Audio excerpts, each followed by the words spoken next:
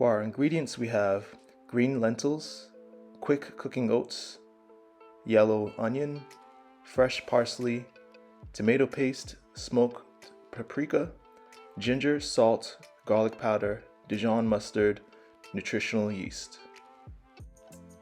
And then we add a tablespoon of lemon and 2 tablespoons of almond milk. Mix all the ingredients into a bowl.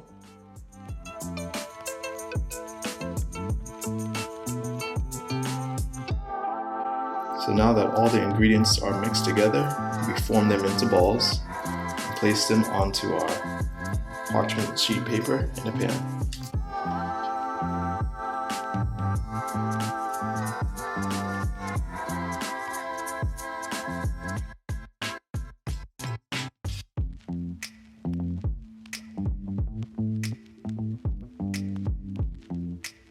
Now place them in the oven, and we'll be baking them at 350 degrees Fahrenheit for 15 to 30 minutes.